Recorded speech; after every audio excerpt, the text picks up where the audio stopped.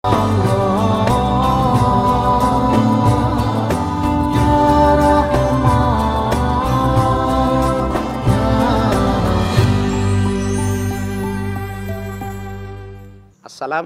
warahmatullahi wabarakatuh. Bismillah walhamdulillah. Wassalatu wassalamu ala rasulillah Sayyidina Muhammad ibn Abdillah wa alihi wa sahbihi wa mawala. La hawla wa la quwata illa billah, amma ba'du. Para pemirsa, Assalamualaikum Nusantara dimanapun Anda berada. Pada kesempatan hari ini kita akan membicarakan sesuatu yang oleh sebagian orang tidak mendapatkan perhatian secara serius.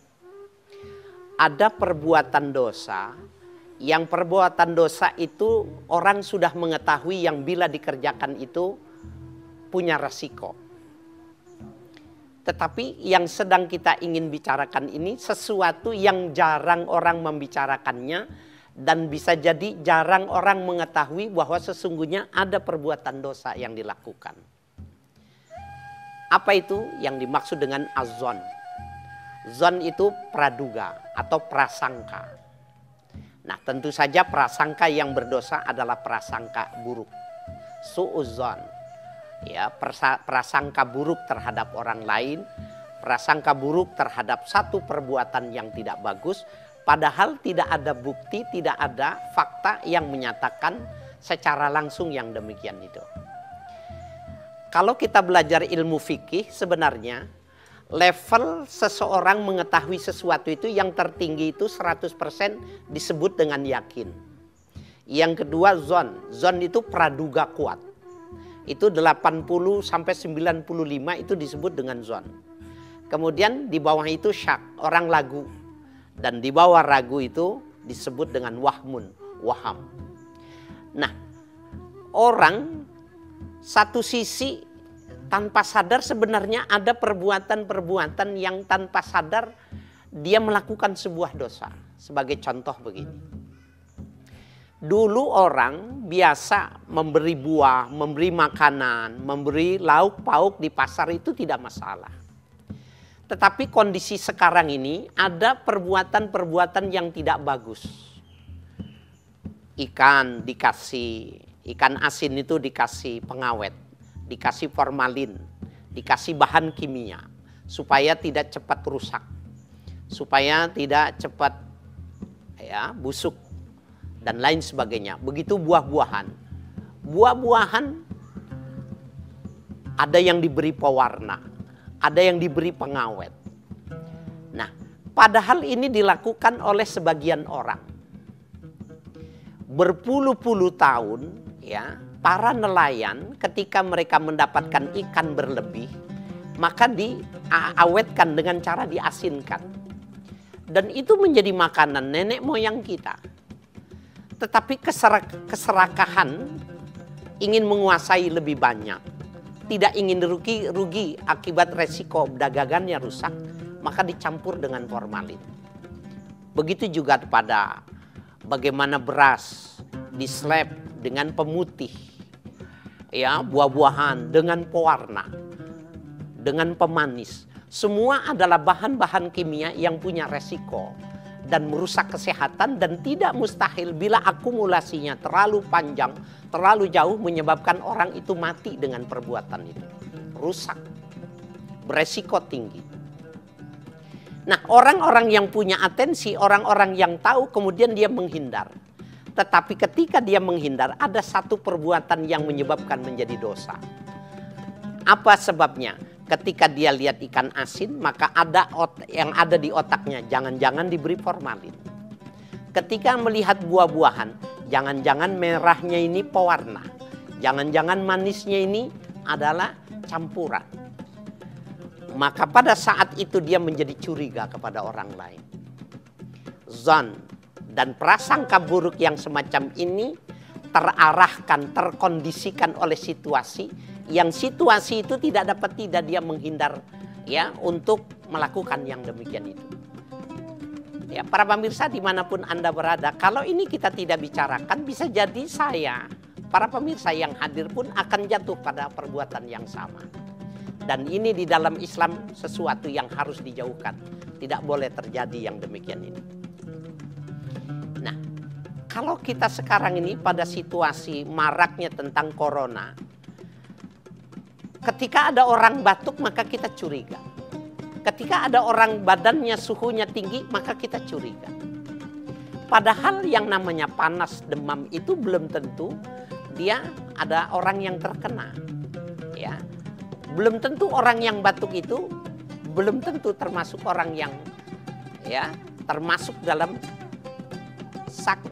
suspek dalam pengertian orang yang dicurigai ya terkena flu daripada virus daripada corona ini. Tetapi kecurigaan itu ada. Nah, Allah Subhanahu wa taala melalui lisan Nabi kita Muhammad sallallahu alaihi wasallam menjelaskan bahwa perbuatan yang semacam ini bisa jadi perbuatan yang biasa, tetapi lama-kelamaan dia akan jatuh pada perbuatan yang salah, yang besar.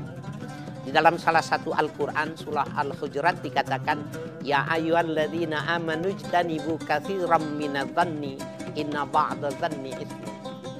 Hai orang-orang yang beriman, jauhkan oleh kalian banyak persangkaan.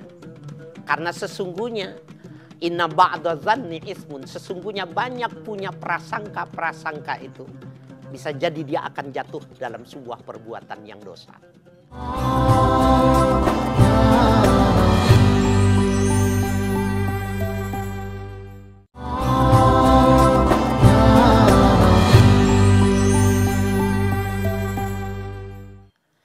Nah, para pemirsa dimanapun Anda berada, ada orang yang mempersoalkan itu semacam ini. Bagaimana kami tidak punya praduga buruk? Karena ternyata pada kenyataannya, faktanya memang terjadi perbuatan-perbuatan yang dicurigainya. Kalau kita tidak punya kecurigaan yang semacam itu, maka kita bisa jadi akan jatuh pada akibat yang dari lantaran kita tidak berhati-hati dan tidak punya praduga yang semacam itu. Nah, saya ingin mengatakan berhati-hati dengan praduga itu tidak sama. Orang yang punya praduga itu dia punya asumsi, sudah punya pendapat tentang barang yang ada dalam penglihatan atau dalam genggamannya. Tetapi orang yang berhati-hati dia belum sampai kepada asumsi dalam sebuah penilaian. Berhati-hati, ikhtiyat di dalam bahasa agama sesuatu yang diminta. Tetapi kita berprasangka terlebih kepada prasangka yang buruk itu sesuatu yang tidak boleh dibenarkan. Lalu bagaimana caranya kita supaya menghindar?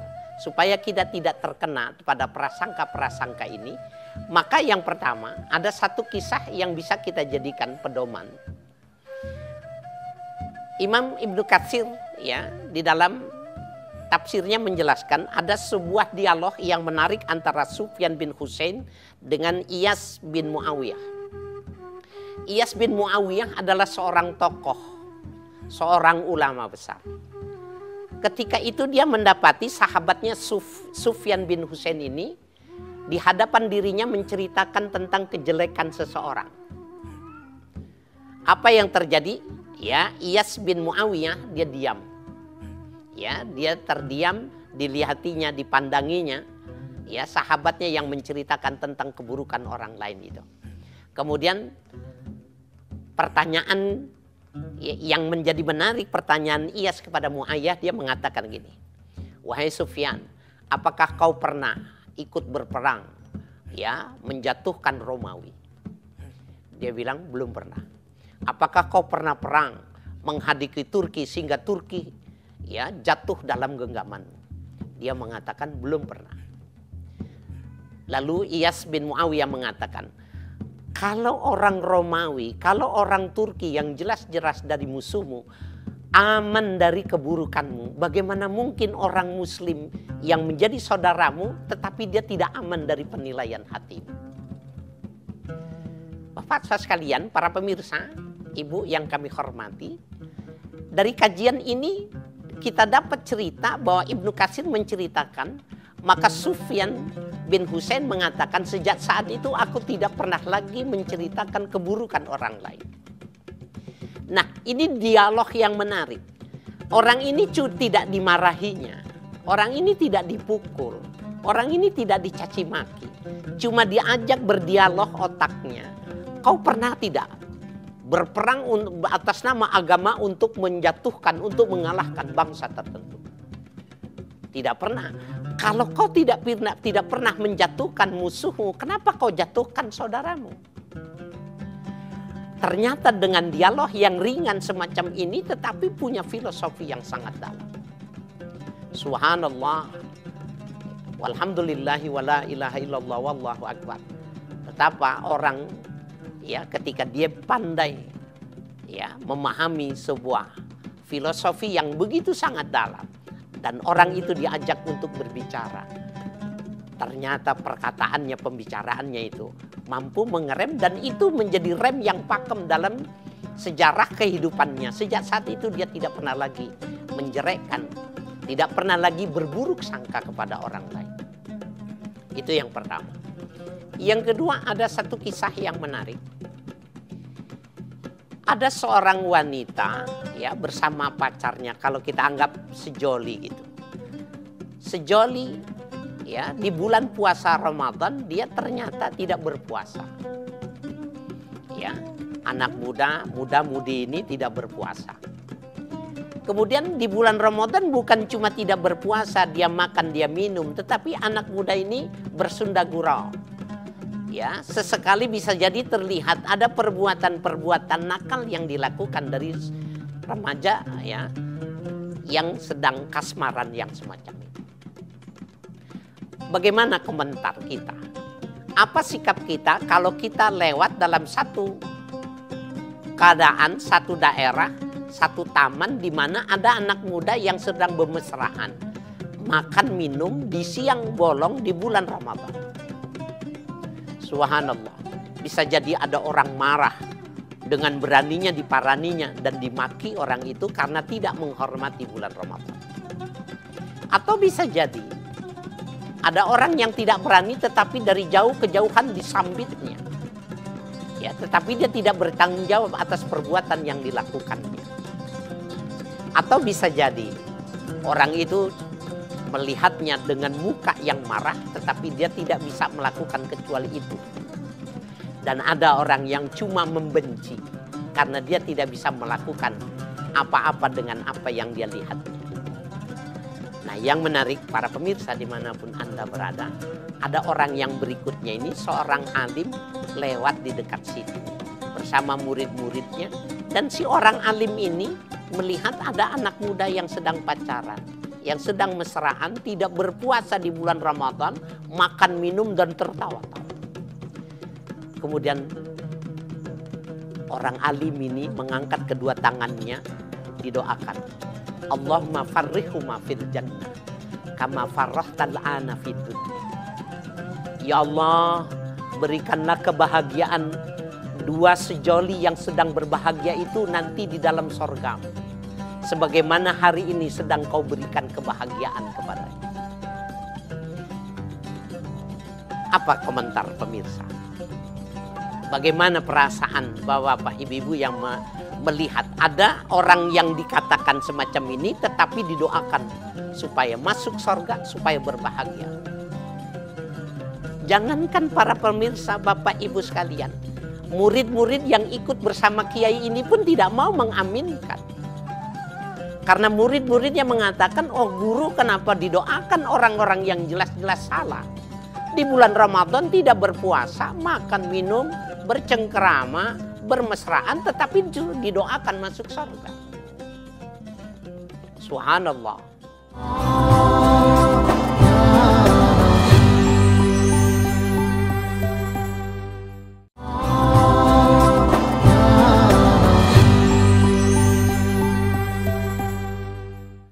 Ya, para pemirsa dimanapun Anda berada, ada yang menarik yang mesti kita pahami. Sehingga kita akan benar-benar mengikuti ajaran di dalam Al-Quran. Hindarnya kita jauhkan sejarah prasangka-prasangka itu. Ketika sampai di tempatnya, Ya, maka murid-murid ini bertanya kepada syekh, pada guru itu. Ada di antara mereka yang berani mengatakan, syekh, kenapa orang-orang yang jelas secara syar'i melanggar syariat kenapa didoakan? Bukankah itu harus ya nahi munkar? Bukankah itu sesuatu yang harus ya diselesaikan bukan dengan cara yang semacam itu? Bisa jadi mungkin kita memaraninya, kemungkinan kita memberikan pelajaran, kalau perlu menghukumnya. Jawabannya di luar dugaan. Syekh ini mengatakan, yang wajib sholat itu kalian bersama aku. Orang itu nggak wajib sholat karena dia musafir. Ya. Alasannya, kenapa dia didiamkan? Kenapa didoakan? Karena yang wajib puasa itu kita. Dia nggak wajib puasa karena dia musafir. Ada sebuah kemampuan memahami sesuatu yang dilihat itu dengan tidak buruk sangka. Oh, yang tidak berpuasa itu kalau orang Islam itu musafir. Ke situ dia mengarahkannya.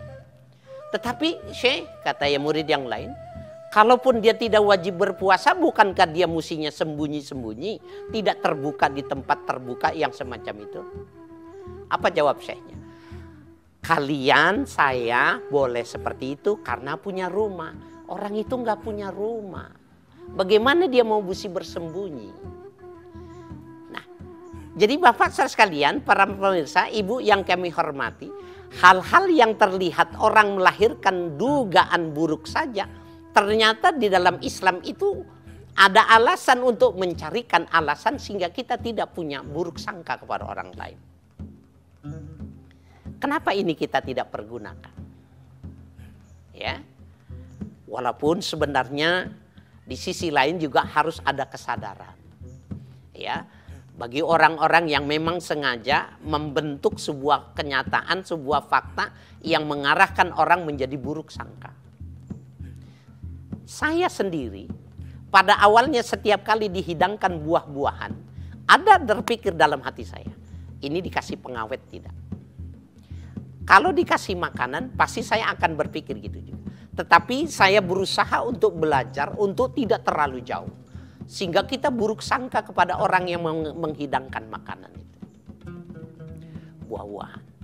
Nah, jangan lupa para pemirsa, orang-orang yang melakukan kecurangan yang semacam ini, ya, saya memang belum mendengar ada sebuah kajian secara fikih ya. Orang-orang yang mempelajari, yang mendalami pada ya hukum pidana ya Islam, apakah boleh hukum yang diberikan kepada ketetapan orang yang melakukan pembunuhan bisa dipergunakan ayat itu kepada orang yang melakukan perbuatan yang akumulasinya lama-kelamaan bisa melakukan pembunuhan juga. Seperti ayat umpamanya an-nafsu bin nafs, nyawa dibayar nyawa. Kenapa orang ini dibunuh? Karena dia membunuh. Maka balasan hukum pidana Islam itu pembunuhan adalah pembunuhan. Orang yang melakukan kecurangan dengan bahan kimia, yang kimia itu terus akumulasinya bisa menyebabkan orang terbunuh dengan perbuatan itu, dari sisi pidana hukum Islam bisa tidak digunakan ini. Apakah interpretasi ini bisa dilakukan terhadap perbuatan ini? Dan yang paling memungkinkan sekali bukan cuma sekedar orang menjadi terbunuh karena perbuatan-perbuatan mereka itu melahirkan buruk sangka. Orang mau nggak mau terbentuk pada situasi dan kondisi untuk berburuk sangka. Ya. Subhanallah, mudah-mudahan ini menjadi pelajaran bagi para pedagang. Ya, baik buah-buahan, sayur-sayuran, ya, makanan-makanan, ikan dan lain sebagainya, daging yang selama ini diawetkan dengan tujuan supaya tidak cepat rusak. Tetapi sesungguhnya kajian secara biologis, kajian menurut kesehatan, mereka pada kelamaan akan menimbulkan kanker, akan menimbulkan penyakit-penyakit berat yang tidak memungkinkan lagi untuk ya bisa terselamatkan. Nah, saya ingin memberikan penghantar pada penghujung kajian kita ini. Betapapun situasi kondisi itu kita perlu ingatkan kepada mereka, jangan melakukan itu. Karena yang pertama dia bisa melakukan pembunuhan secara berkala. Yang kedua, dia membentuk orang untuk buruk sangka terhadap perbuatan-perbuatan yang tidak dilakukan oleh semua orang. Yang dilakukan oleh sebagian orang, tetapi orang akan punya pandangan kepada semua keadaan, semua kondisi, dia akan berburuk sangka dari akibat dari perbuatan. Dan yang ketiga, mudah-mudahan ini menjadi sebuah pembahasan bagi para alim ulama. Apakah orang yang membunuh dengan secara perlahan yang semacam ini, yang akumulasinya bisa menyebabkan pembunuhan juga, ya, orang ini terkena pidana. Orang ini juga bisa dimasukkan dalam dosa, hukumnya sama dengan membunuh manusia. Nah, ini semua tentunya menjadi sebuah wacana buat kita. Dan kajian kita pada kesempatan ini, bahwa sesungguhnya betapapun kondisinya yang semacam itu, orang Islam hanya boleh berhati-hati, tapi tidak boleh sampai kepada menduga yang tidak bagus. Mudah-mudahan kajian ini bermanfaat. Billahi taufiq wal hidayah. Wassalamualaikum warahmatullahi wabarakatuh.